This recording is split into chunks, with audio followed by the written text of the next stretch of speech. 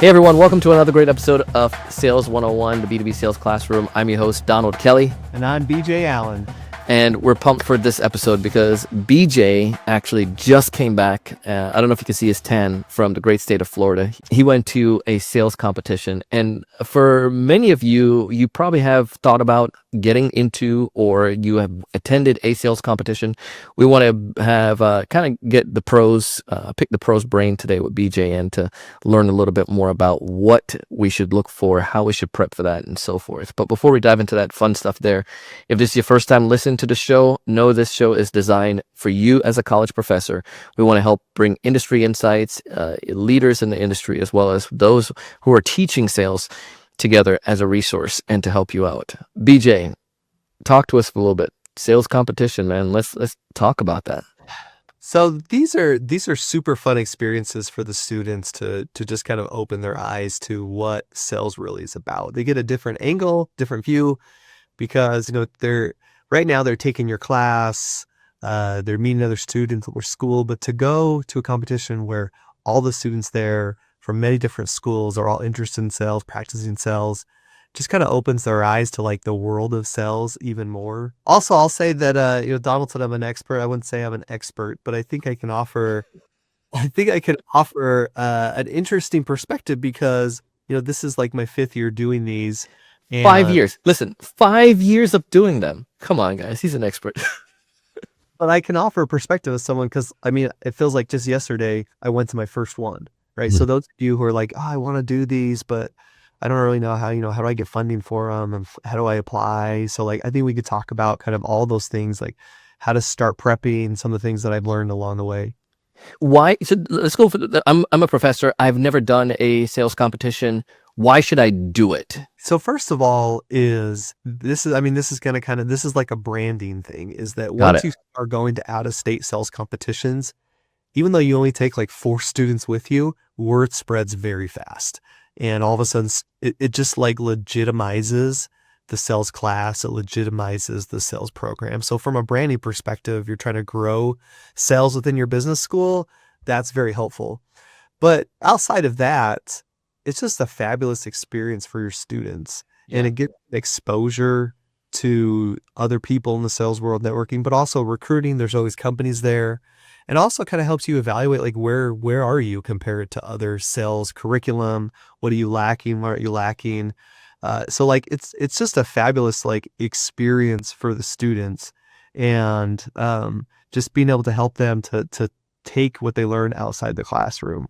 And I like what you shared there. A couple of things I didn't think about the branding aspect, because you're a small circle, so it expands outside of that. Or people start knowing you outside of it in that circle. But the other part was the curriculum evaluation, because if my kids, if I'm weak on, say they're doing like a discovery call evaluation or whatnot, and we prep for it, but maybe in my curriculum, I don't have a lot on the discovery. I'm focusing a lot on prospecting or on closing. That gives me an idea that this is where the market is at, and I can improve on that. You know what I mean? Yeah, absolutely. Because you take your best students to these competitions, and then you also often get to see other students compete, and then you kind of benchmark. Like, my students were awesome at the discovery, but they weren't really great at asking BANT. When it came to the close, they weren't firm enough. And so it just kind of helps you see as a professor, maybe where you're not emphasizing different parts of the sales process enough. Do you, you made a question and you said this without even thinking about it. Like you said, out of state competition. What's the difference between out of state and in-state competition? Yeah. So a lot of schools kind of host just in school competitions. So maybe part of your class, maybe it's like a case competition that students come one evening, and then there's out of state competitions where multiple schools go to the same location and compete against each other. All right. I'm a professor again. Do I start off with in-state to prep before I go out of state? Yeah, absolutely. Yeah, you should just do some small cases. Like just start off with your own class. So this is how I start off my class. At the end of the semester, we have a company come in and they sponsor it. They offer prizes. The students sell their product, and it's extra credit, so I don't require it. And then they compete in front of the whole class, and the company's acting as the customer. And you kind of see like what makes a good student in a competition, and then that kind of helps you evaluate for who should go in the future to out-of-state competitions. So, how do these competitions work before we start picking which ones to go to? Like you mentioned case studies so far. I've always thought of them as like you're doing and again, this is the industry guy here, right? I always thought like you're probably doing like a pitch about a product pitch, but there are different types of competition or different types of things they evaluate at a competition.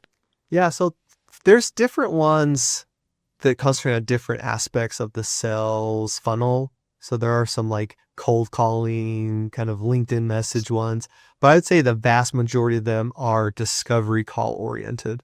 So imagine I'll get like a 3-4 sheet of paper that'll say, hey, your BDR met with Donald, and this is what he found out. Donald's from this company. Then the students is supposed to research the company, and Donald's interested in meeting with us. Here's some of the problems that he mentioned. However, Donald didn't have a lot of time, and so he set up a further appointment.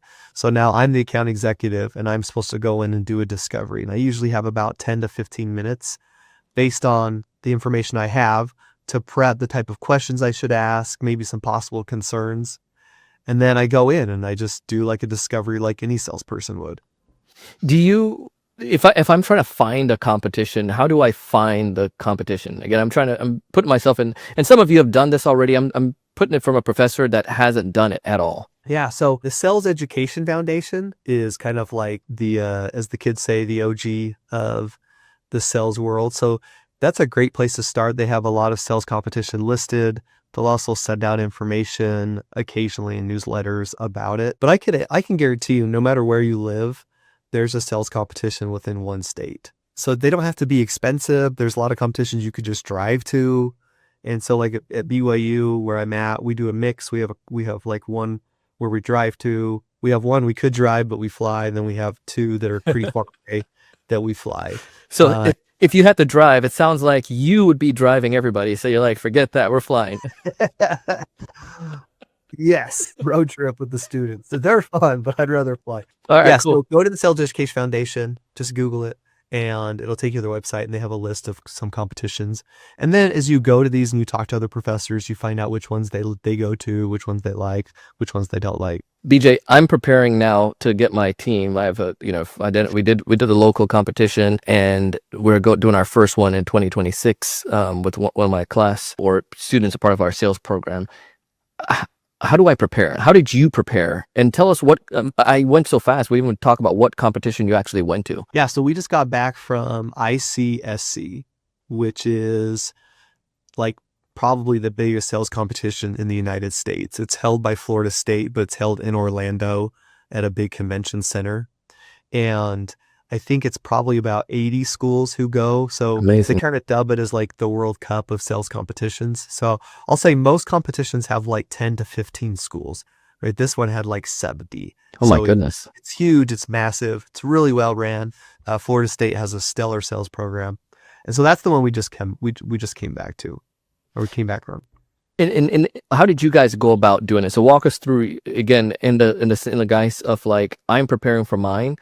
And then you tell me if I could do it again, or if I'm preparing, this is what I would do. Maybe give us your 3 things and we could break each of them down or whatnot. Yeah, totally. So trying to figure out the best way to prep is challenging because, you don't have a ton of information. You have just the information that's on the sheet. So one of the cool things about sales competitions is it really is a great implementation of your sales curriculum. So right, the best thing is just pick students who have taken sales classes who know like the structure of a discovery. So choosing students who have taken sales classes so they know the sales structure. I would say like that's the most important part, is that the students know the process of a discovery call. And do they have like the logistics in place to understand what I'm supposed to do now? So after I've asked the questions, how do I transition to the soft sell to try and make another appointment to do the demo, and understand and help. So just helping students understand it, because they can take notes and they can have questions prepared, but just like a real salesperson, you don't always know where the conversation is going to go. So that's the first thing, is choosing students who know the sales structure, because that's difficult to teach everything they need to know before the sales competition. Then after that, it's honestly, it's just role playing over and over and over for any type of different avenues the conversation could take. And I used to spend a lot of more time kind of like trying to tell them what you should do. And I just realized that it's more useful to just say, all right, we read through the case, Donald, go. And they're like, well, I'm not ready. I'm like, look, you just have to start. You have to start somewhere, right? And they're terrible at first, and then it get progressively better. And by the time you go to the competition, they're phenomenal. It's just saying, hey, like, we just have to start. So take a few notes, think about some questions you may ask, but then let's do it. And you're going to figure out what works and what doesn't work. And here's the other reason this is incredibly important, is not just to prepare so they can do well, is, the old axiom of, if you're prepared, you shall not fear. Yeah. The students are going to be so much more confident going into it if they've done it a ton of times. And they're like, look, I can do this. Yeah. Without a doubt, there's always something that happens where students are going to be thrown for a loop. And a lot of times the competitions try and do this. So for example, sometimes you'll walk in, they're like, oh, you're younger than I thought you'd be. That's the first thing the student hears. And they're just trying to see, can we throw this off a little bit, right? Take them off their preparation. If they're confident, they're going to know how to respond. And if they mess up, it's not going to throw off the rest of the discovery call. They'll be able to gain their composure again. They'll be able to move forward. So that's the thing I would say, maybe the biggest lesson I've learned is start early with the role plays. Just let them struggle through it. Let them gain confidence, because then the actual competition will go so much better. And see, and I think everyone who's doing this, whether you're doing it, you go to a sales competition or not, as you heard what BJ shared here, and is like, it's the practice, it's the repetition, it is the just letting them be. Because even you and I, we go into a sales call, like, we're not following a textbook at times. It's like, you get stuff from left field. Yeah. The great philosopher Mike Tyson said it right. Everybody has a plan until you get punched in the face. Yeah. So, like, I think pushing them to the opportunity to practice without being too scripted. And this brings it up, the other part. How much correction are you giving or feedback when they do practice? Is that you, or you put them in front of a group to get them to get the feedback, or what's your philosophy on that side? Actually, that's a really good question, because I've also evolved a lot on this. I used to have them role play with me a lot, and now I stopped doing that. Now I have them role play with students. So why did you make that change? Because I just want to observe. Like, Gotcha. I don't want to have to think about how I'm going to respond to the student's question. What did the case say? Right? Then as a professor, you have to know the case really well, which is hard if you're prepping for multiple competitions. And so then I don't have to worry about what I should respond to the student. I just listen, right?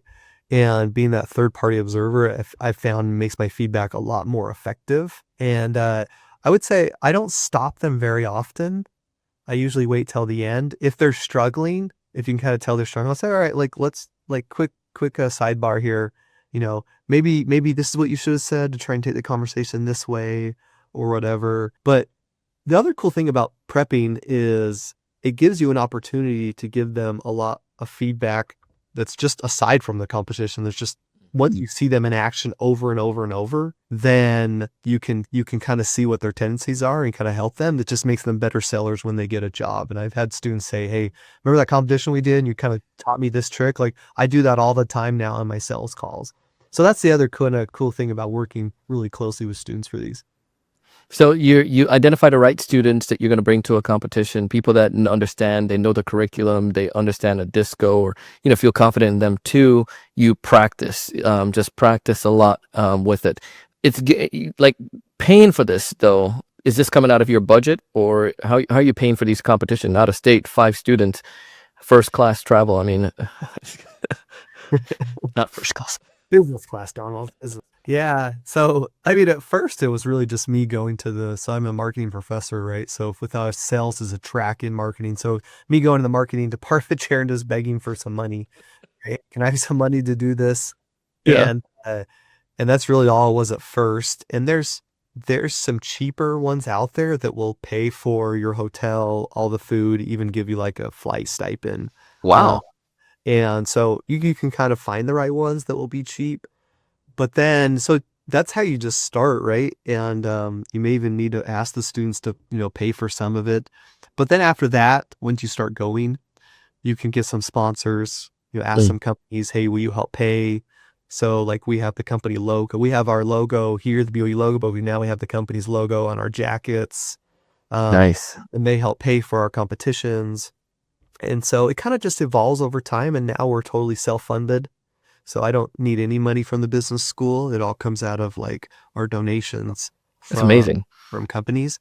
So anyway, that's how you start. Find some cheap How long ones. did it take to get to that point, though, to get to self-funded? Was it year one, you're begging, year two, you're begging, year three, you have your own money? Probably about kind of the end of the last semester of year 2 is when when I didn't need any department funding anymore. That's amazing. And you got to them that point because they listened to my podcast, right? I'm That's just, exactly, that's exactly. I was like, hey, I know I'm not really important, but I know somebody. by the And way, I have one of your students reach out. I need to reply back on LinkedIn. I'm catching up. Maybe their assignment is late now and they're going to get an F. You should be lenient with them. yeah, Donald, he's a legend at a lot of schools because we wrote the textbook together, but a lot of it's an online textbook. A lot of the virtual videos are Donald or portions from the That's podcast. right. So yeah, I meet when I go to these competitions and I meet students who use our textbook, Yeah. and I'm like, yeah, like I'm the author on that. They're like, wait, I don't, wait, no. I'm like, I'm the other guy. I'm the other guy, right? They're like, they don't want to say it. They're like, you don't look like the guy. Look, You know? your pigmentation is. Yeah, they don't know how to ask it, and I'm like, look, I know, I'm the other guy. I'm the guy not the base. So it's actually really fun, Donald, to go to these because a lot of and, people know who you are. and by the way, since we're coming up on next year, so we're talking to you all about this. We need to plan out for next year the updates of the book and do some co-branded videos. Excuse for me to go to Utah. Yes, Donald, let's do it. So we got the students. We are doing role plays. You're getting to the competition. I want to do like a post game review for you guys now this year.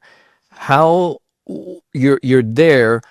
What are some things that you saw this year that were maybe other schools are doing? I don't know if you get a chance to glimpse at other people's performances, but Mhm. what are they doing that's different? What are some of the things the winners did, and what are some learnings that your team took that you guys are applying?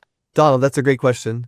One thing that I've started doing as our program evolved was because I saw other schools doing this. Now we have a class that is prepping for competitions. Wow. So it's like an advanced selling class where students apply to get into it. Hmm. And that whole class just revolves around helping them prep. So we spend a lot of time role playing. We have companies come in with cases and we do those kind of just internal competitions, teach students a lot about discovery calls, even more than they would in like the first or second sales class. And then when they get the case, well, let me back up and say one of the things that's challenging as a professor is helping students with this because you have your full-time job, you Yeah. have your research, you have your classes, and students are usually only available in the evenings after work and school, and trying to find time to prep is challenging. So that's another big advantage of this class is that when the competitions that we're traveling to is coming around, we can prep for that in the class while other Gotcha. students are doing other assignments. And so I use that class as the prep time. So that's one thing I took away from other schools that was really useful. Having students try out, helping students or having students do internal competitions and then taking the winners and traveling with them. And then in terms of when you go there, the actual execution of it, it's funny because it's very similar. The feedback that you give to students is very similar that you give to like sellers when you're coaching them, Yeah. right? Is okay, in this discovery, you asked a question and the person said that was a problem, and then you moved on. You didn't right? You didn't dig deeper, right? I mean, Yeah. Donald, like probably the one thing you tell sellers the most when you're coaching them is you need to dig deeper. You didn't ask another question, a follow-up question, another follow-up question. It's very similar feedback, right, that you're giving them. And then someone brings up a pricing concern and the student kind of struggles with, well, how do we go about pricing? Like that's very similar feedback you give to someone when you coach them in a real sales world. So there is, I mean, these competitions do a good job trying to mirror the real life. So I would say that when you debrief with students and you tell them the things they need to do better, it's identical that you would tell like a new seller who's learning about discovery calls in an account executive role.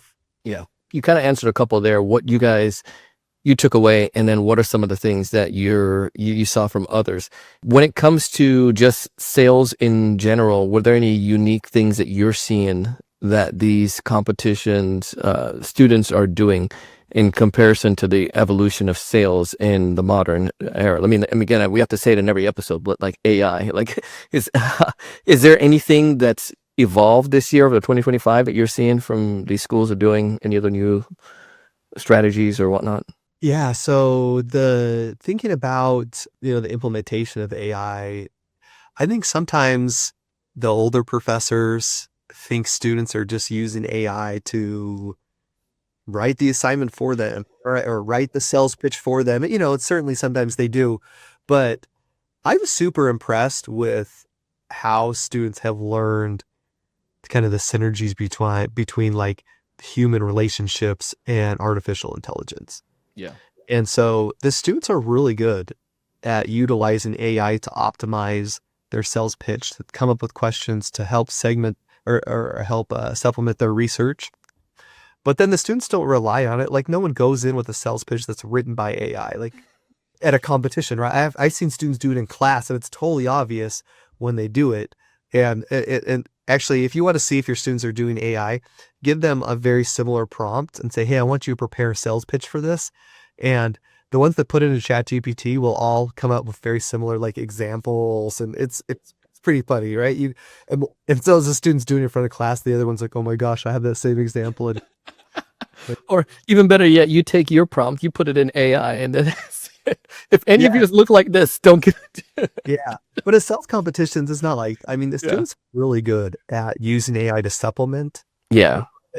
To put it in their own words and to say their own things. And so I would say that's kind of starting to, I think, help separate some of the schools who are doing really well in this are the ones who are teaching their students how to utilize AI effectively. What tips would you give to a professor that's teaching sales how did your team do overall? So in the case competition, because the competition's so large, they break it up into kind of rooms. So there's like, like I said, 70 schools or so in groups of like 8. So our students won their room and then they went to the final 12, so Awesome. 12 was 70 is great. And that's where they stopped. They didn't make it to the final 4. So they didn't get any prize money, unfortunately. That's pretty remarkable to like get to that really level out of 70, the top 12 schools. It's like amazing, man. Yeah, they did really well. And that obviously helps them to have a good experience, right? But that's not, I've had students go and lose and not make it to the next round. They're like, why did I put all that work into it? So that is something you have to manage as a professor is you want your students to feel good about the work they put in. And so that's what I emphasize a lot, right? And I think a lot of the sports coaches that we like emphasize the process a lot. Yeah. Like, if you can go in, feel like you prepared the best you could, you did the best you could, and it didn't work out, like, I'm still proud of you. Yeah. And like, I'm still happy that you came and that you did well. Like, you should find joy in the process. Because in the end, I have there's 70 schools there, each have 2 to 4 students. There's hundreds of kids there. There's only like, a top 4. Yeah. And so the chances of you winning aren't high. And so you have to find a lot of satisfaction in the process. Plus like going to Florida, staying in a hotel and, eating good food is also fun. So trying to make it fun for the students in that realm is also really useful. I think that's amazing, man. I think the wealth of experience they took away is just probably bar none, just of experience. So that's awesome, man. Congratulations to you and the team. What tips would you give to a professor that she or he's thinking about doing a sales competition? Any last tips you tell them? Just like anything, you just have to start. You don't have to know what you're doing. You don't have to have everything in place. Just start. Do an internal competition. Get a feel for it, see what you like, then find a close competition that's relatively cheap. Go ask your department chair for some money. And, at BYU is a little easier because we really emphasize what we call experiential learning. So you can always find money for outside extracurricular things. At your school may be different. I'm sure you can find a sales executive somewhere who loves competitions or something and just ask them, hey, can you give us a couple $1,000s to do this? So just start. Start somewhere. This was our first year at ICSC. We've done a bunch of smaller competitions, and I finally felt like we were ready to go to these bigger ones. So you don't just start there, just start somewhere. And to get in the top 12 there, that's awesome, man. Amazing stuff. BJ, if folks want to get in touch with you, I mean, I know they can get in touch with us, both of us, but in particular about the competition, just can we tell them to email you, or what do you want them to do? Yeah, just connect with me on LinkedIn, or you can email me, bj_allen@byu.edu. I'm happy to share some of the other competitions we go to, and you can kind of tell me a little bit about your school, where you're at, and I can kind of help you find a good fit for your school. Winter semester is starting up pretty soon, spring for different folks, in the next couple months here. Anyone that's looking to create their first curriculum or trying to get a curriculum, could they tap on you to get some feedback on that? Yeah, absolutely. I actually happen to know a great sales textbook and a simulation that I can recommend. Awesome, man. Well, listen, we appreciate you all. As you know, this show is designed for that purpose. We want to give you, BJ and I want to give you the tools that you need to be able to teach sales and to do it effectively with our experience from our side, as well as from industry experts or those in the collegiate level. We want to make sure as the next generation of sellers are well equipped. And we would love to have you subscribe if you haven't done so already. And if you know somebody could benefit from this, share this with them. Any last words, BJ? Keep on selling. All right, y'all. We'll look forward to seeing you on the next one. Bye.